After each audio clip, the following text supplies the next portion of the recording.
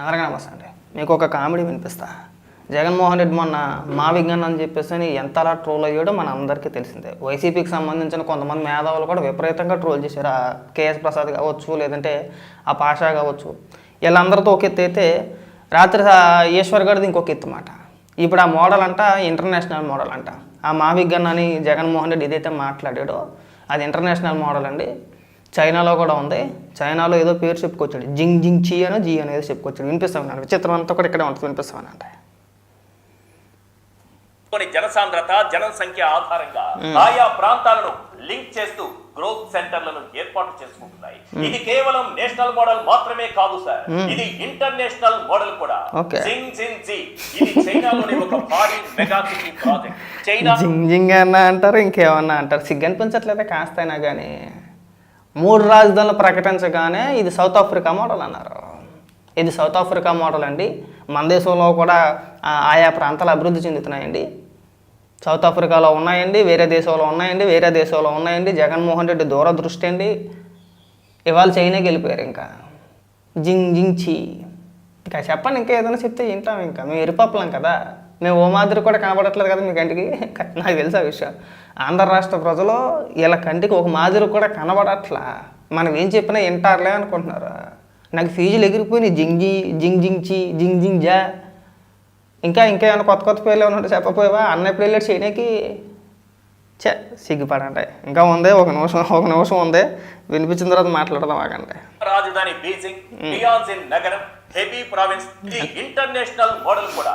జింగ్ జింగ్ జీ ఇది చైనాలోని ఒక భారీ మెగా సిటీ ప్రాజెక్ట్. చైనా రాజధాని బీజింగ్, టియాన్జిన్ నగరం, హెబీ ప్రావిన్స్ లను కలిపి ఒక పెద్ద ఆర్థిక మండలి.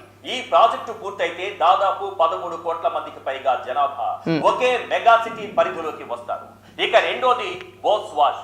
ఇది యుఎస్ నార్త్ ఈస్ట్ కారిడార్. అంటే అమెరికాలోని బోస్టన్ నుండి వాషింగ్టన్ డీసీ వరకు విస్తరించి ఉన్న ఒక ప్రధానమైన మెట్రోపాలిటన్ ప్రాంతం.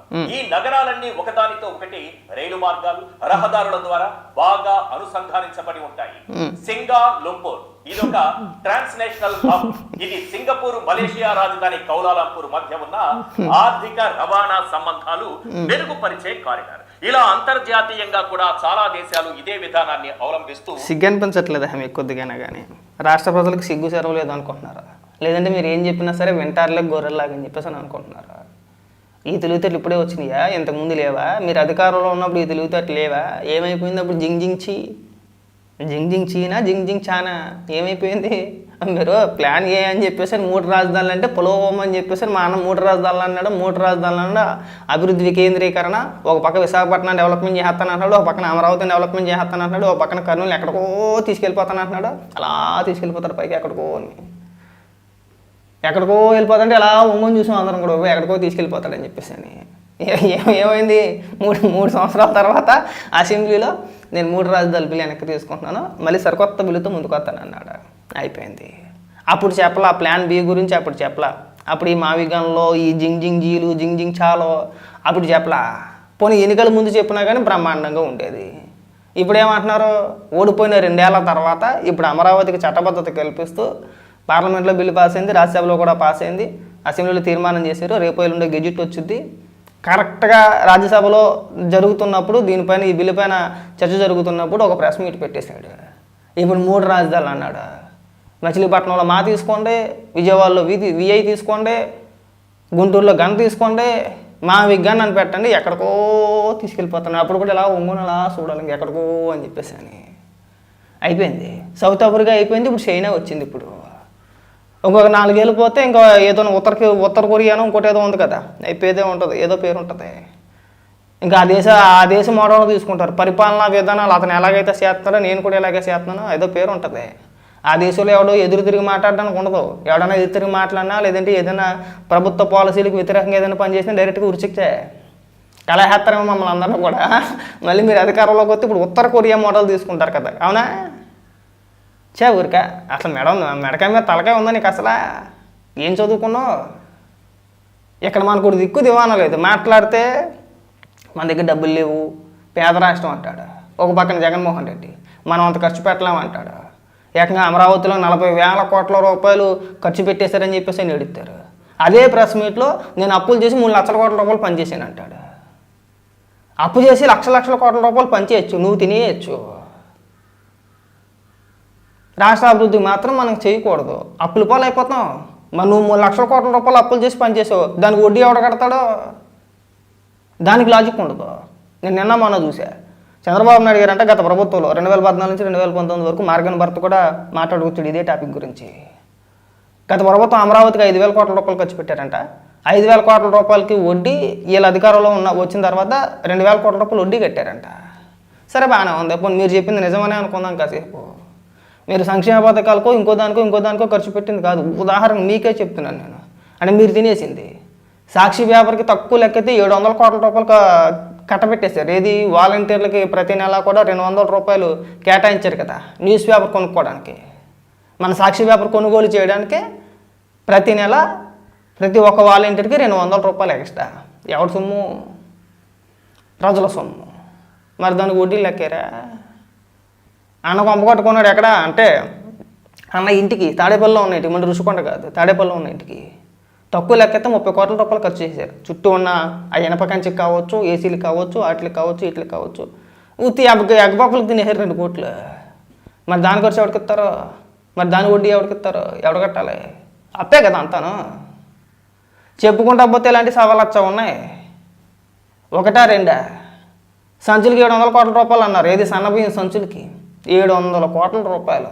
అవి కాకుండా ప్రకటనల పేరుతో ప్రభుత్వం ప్రకటనలు ఇచ్చుద్ది కదా, ముఖ్యమంత్రి ఏదైనా కార్యక్రమాలు చేస్తే ప్రకటనలు ఇస్తారు కదా, అన్నీ సాక్షికే కొన్ని 100 కోట్ల రూపాయలు కట్టపెట్టేశారు. సాక్షికి 100 కాదు 1,000 కోట్ల రూపాయలు కట్టపెట్టేశారు. మరి దాని గురించి ఏం సమాధానం చెప్తారు? ఇవన్నీ పబ్లిక్గా కనబడుతున్నాయి కదా మనకి. ఇంకా అన్నం తినేసింది అయితే మనం చెప్పవసరం లేదు.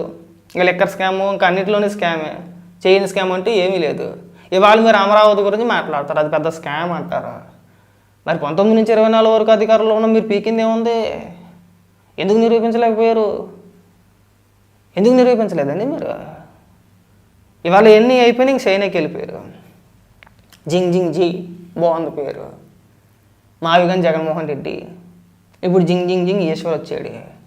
రేపొద్దున్న ఎవరో ఉత్తర కొరియా అని చెప్పేసి అని తీసుకొస్తారు, ఇంకా ఆ మోడల్ అని చెప్పేసి అని. ఇక్కడ ఏడండి అయ్యి ఎక్కడికో ఇంటర్నేషనల్కి వెళ్ళిపోయేటప్పుడు మీలాంటి వాళ్ళు ఉండబట్టే ఇలా ట్రోల్ చేస్తున్నారు. సిగ్గనిపించట్లే కాస్తైనా సరే. ఒక జర్నలిస్టు మళ్ళీ గన్ షాట్ అంటాడు. ఆ గన్ షాట్ అటు తిరిగి ఇటు తిరిగి జగన్మోహన్ రెడ్డిని పిటీలని కాల్చేస్తాడు. గన్ షాట్ అంటాడు, వాళ్ళ నాన్నలే కాల్చేసుకుంటాడు.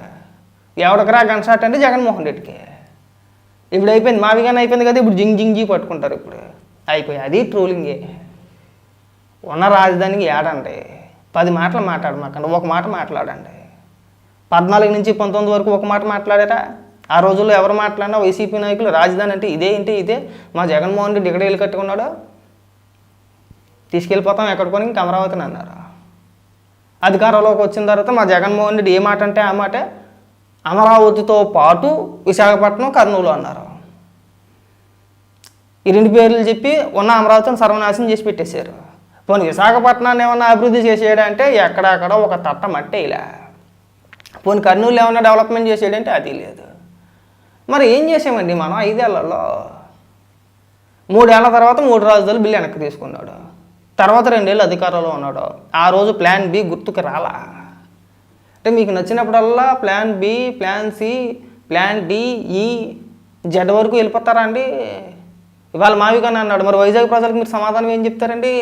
అక్కడ ఉన్న నాయకులకి మీరు సమాధానం ఏం చెప్తారు? మీ పార్టీ నాయకులకి వాళ్ళు ప్రచారం ఏం చేసుకోలేరు, వైజాగ్ని ఎక్కడికో తీసుకెళ్ళిపోతామని చెప్పేసి చెప్పుకోలేరు కదా మీ కార్యకర్తలు అందరూ. మరి వాళ్ళ పరిస్థితి ఏంటి? ఇప్పుడు చంద్రబాబు నాయుడు గారు మొదటి నుంచి కూడా ఒకటే మాట మీద ఉన్నారు, అమరావతి రాజధాని. గతంలోనూ అదే మాట అన్నారు, తర్వాత అదే మాట, ఇప్పుడు కూడా అదే మాట, అమరావతి రాష్ట్ర రాజధాని అని. మీరు ఎలా కాదు కదా, ఇదే దొంగ పోలీస్ ఆట. పరిగెట్టుకెళ్ళి నిన్ను ముట్టుకోకుండా నువ్వు అవుట్ అనడానికి. అలా విశాఖపట్నాన్ని ముట్టుకున్నాడు అవుట్, కర్నూలు ముట్టుకున్నాడు అవుట్, అమరావతి అయిపోయింది. ఇప్పుడు మా మచిలీపట్నం, విజయవాడ, గుంటూరు ప్రజలతో ఆడేసుకుంటాడు అనమాట దొంగ పోలీస్ ఆట. నేను వచ్చేంతవరకు మీరు కంగారు పడమాకండి, మిమ్మల్ని ఎక్కడికో తీసుకెళ్ళిపోతాను. వచ్చిన తర్వాత అక్కడొక అడుగు ఇక్కడ అడిగేసి మీరు 3 అవుట్ అంటాడు. అది అవదు. మేము చట్టాలు మార్చేస్తామంటారు అసెంబ్లీలో, అది అవదు. ఏంట్రా అంటే రాష్ట్రానికి రాజధాని ఉండకూడదు, మన రాష్ట్రం బాగుపడకూడదు. నేను వస్తే మీకు పనిచేస్తాను పప్పు బెల్లలాగా, నేను అధికారంలో ఉన్నప్పుడు ఉన్నంతసేపు మీకు తిండికి డోకా లేదని చెప్పుకునే ప్రయత్నాలు ఇవన్నీ కూడా. కాస్త సిగ్గుపడండి ఇకనైనా కానీ. ఇంక అప్ప బాయకూరలు చెప్పడం మానేస్తే బాగుంటుంది. జింగ్ జింగ్ జీ, చింగ్ చింగ్ చీ, ఇంక నాకు మళ్ళీ ఏమైనా మాట్లాడితే బుతులు వచ్చేస్తాయి గొప్పన. అలాంటి పదాలు వాడమాకండి, సిరాగ్గా ఉంటుంది.